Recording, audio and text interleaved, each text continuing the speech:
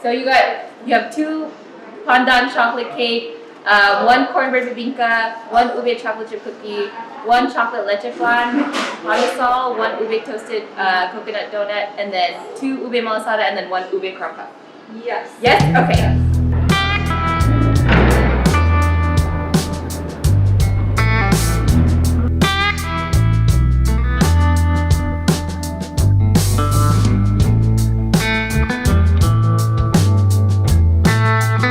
There's a lot of vegan Filipinos in Long Beach, surprisingly. It's not surprising now, I guess, but 10 years ago, if you told me I would meet another vegan Filipino, I wouldn't have believed you, but it's really crazy how many vegan Filipinos are in Long Beach.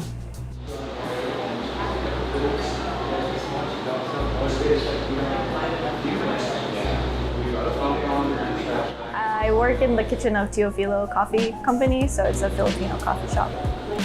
And I reluctantly found them through Yelp, and then I hit them up to do a pop-up here, and I saw that they have a kitchen, and I hit them up about that because I basically had the same situation in Brooklyn, but I was working in a bakery, but I would work there overnight during their off hours.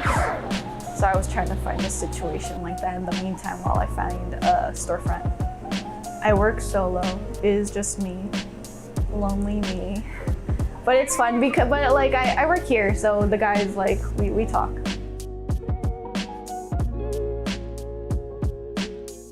I started baking in 2017 professionally. I was working in a couple restaurants in New York, and then about 2 years in baking in those restaurants, I decided to make vegan Filipino baked goods and made that into a pop-up. And then I started doing pop-ups all over Brooklyn and New York, and then I moved to Long Beach. Someone said we have 2 types of It's vegan because I've been vegan for a decade now, so I wanted to make food that I grew up eating, and I also met a lot of vegan Filipinos in New York, which I did not expect there would to be. So that just gave me a boost in wanting to actually pursue this full time, just to give the other vegan Filipinos like myself some bit of the nostalgia of their childhood, but also introduce other people to flavors, because the vegan community is a very white-dominated community, so it's just not a lot of people know what ube is, not a lot of people know what langka, turon, and samada is, so it's just opening up other types of pastries to the world. So ube is native to the Philippines. It's a purple yam. It's similar to taro, but it's more sweeter and there's more notes of vanilla in it. Definitely more sweeter and more deeper, richer in color. It's very rich because ube is a very rich flavor. It's very unique. I don't know how to explain it other than that, but it's very flavorful. I wouldn't say exotic because I hate that word, because the pastry world is very croissants, cupcakes. It's a lot of people lean towards French patisseries.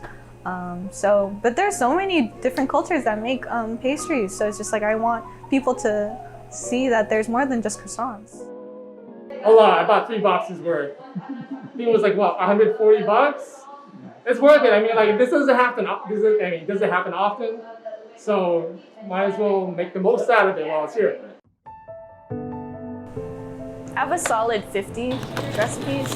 A lot of them are, sometimes I'll make it into the ube coffee cake. That's basically ube cake and vanilla cake, but with a hint of coffee in it. So it's just it's just altering a few recipes. So it's not a completely different recipe.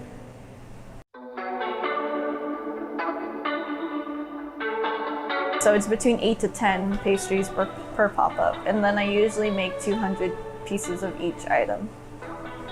Yeah, it's a lot. I die sometimes, but yeah. You won't find it anywhere. There's no vegan Filipino pastries anywhere. There is a pop-up. I believe they started at the beginning of the pandemic, but they're in Seattle. So you could get it at Seattle too. Yeah. Yeah, it has to work. It has to work. I tell myself every time that. And I'm looking for a storefront, so that's my next step. And after that, I'm good. I'm fine. As long as I can open a store and then more people can try my pastries every day, instead of waiting for a box that's going to get sold out, so they might not get it. So it's just like I feel bad for the people who aren't able to click the buttons on time on my website to get the box, because I wish I could offer it every day. It's just like it's only me, so I can't offer it every day.